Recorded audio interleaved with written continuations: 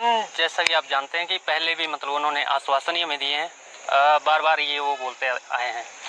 लगभग ज़्यादा नहीं होगा तो कम से कम 15 बार तो हम आ चुके होंगे अभी तक शिमला के लिए। पिछली सरकारों में भी आए, इन सरकारों में भी आए। अब जैसे कि हमारे माननीय मुख्यमंत्री जी हैं, वो बार बार एक ही बात बोलते हैं कि हाँ जल्द हो रहा है आपका काम, हमारे इसमें है, ध्यान में है। आश्वासन हमें बार बार मिलते हैं। जब हम मार्च में भी आए तब भी इन्होंने ये कहा कि हाँ जी 10 दिन में आपका काम हो रहा है, 2000 हम वैकेंसी निकाल रहे हैं, जो भी है। लेकिन हमारा जो इस वक्त जो हमारी मेन जो मांग है वो यही है कि जो हमारे विजिलेंस इन्वेस्टिगेशन में जो हमारे रिजल्ट फंसे हैं उनको जल्द से जल्द उससे निकाला जाए और हमारे रिजल्ट जो हैं डिक्लेयर किए जाएँ।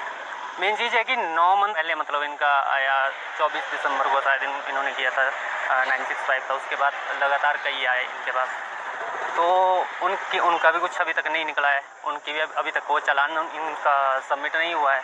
और जो जिनके अभी 2-3 महीने हुए हैं मान लो उनका इन्वेस्टिगेशन में, तो इनका क्या है कि ये सारे एक साथ ही करेंगे क्या?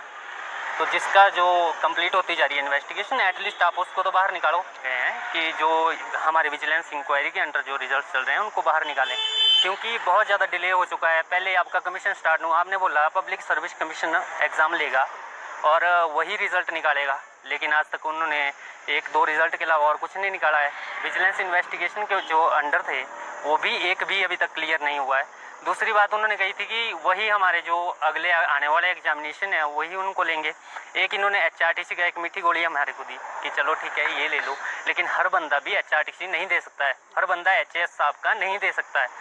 इसलिए इन्होंने कहा था कि 2000 वैकेंसी निकलेंगी, लेकिन वो भी नहीं निकली हैं। बाकी एग्ज़ाम जो एडवर्टाइज थे हमारे पिछली बार भी, तो वो उनका भी कुछ नहीं हुआ है। उनकी कोई ये बोलते हैं रिक्वेशन नहीं आई है, कुछ नहीं आया है। तो आखिरकार सरकार कर क्या रही है? पहली बात तो ये है, क्योंकि जब इन्होंने इलेक्शन लड़ा, ड्यूरिंग इलेक्शन ये कहते रहे कि हाँ जी हम ये कर देंगे, हम वो कर देंगे, लेकिन एक भी काम इनसे मतलब ढंग से अभी तक हुआ नहीं है। हम ज़्यादा बाहर की बातें तो नहीं करेंगे, लेकिन जो हमारा मेन मुद्दा है वो यही है कि आप हमारा बोर्ड भी देख सकते हैं जो हमने मतलब under vigilance inquiry post code वाले सभी अभ्यर्थी यहाँ पर पहुँचे हुए हैं और यहाँ एक ही डिमांड लेकर पहुँचे हुए हैं कि हम सभी पोस्ट कोड जो अंडर विजिलेंस इंक्वायरी में है उनके लिए प्रोविज़न बनाया जाए और जो कल्पिट हो या फिर इन्वॉल्वमेंट हो जिस कैंडिडेट की, उसको बाहर निकालकर और हमारे रिजल्ट दे दिया जाए। ये लगभग 4 टेस्ट क्लियर हैं, तो उनका नाम लेना कोई मतलब कि ज़रूरत नहीं है उन चीज़ों की। ऑलमोस्ट हमारे 10 या 11 पोस्ट कोड हैं जो अंडर विजिलेंस इंक्वायरी है। इनके अलावा सभी का प्रोसीजर स्टार्ट हो जाएगा धीरे धीरे, लेकिन जो हमारे under vigilance inquiry post code है उसमें कोई इतनी ज़्यादा इन्वॉल्वमेंट नहीं है किसी में भी।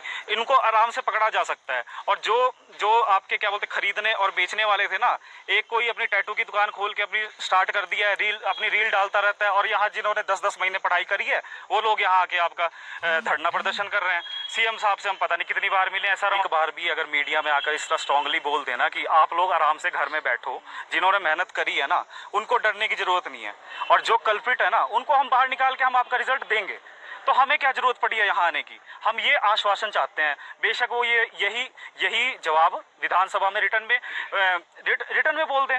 हमें क्या जरूरत पड़ी है बार बार आने की? बस हमें तो इतना आश्वासन चाहिए रिटर्न रूप में मिल जाए कि हमारे लिए प्रोविजन बन रहा है। छोटे छोटे बच्चों को छोड़ के आ रहे हैं, आजकल तो उनके एग्जाम चले हुए हैं, फिर भी हम यहाँ पहुँचे हैं। कितनी बार आना, हमने लोगों से पैसा उधार लेके हम यहाँ शिमला आ रहे हैं। हर बार हम लोगों से पैसे कितने बार लें? इतनी मुश्किल से पढ़ाई की है, मोमबत्ती की लाइट से मैंने मैम पढ़ाई की है। मोमबत्ती जलाई है, घर में लाइट तक नहीं थी, मेरे घर में लाइट नहीं है, तब भी मैंने मोमबत्ती की लाइट से पढ़ाई अपनी अच्छे से पूरी की।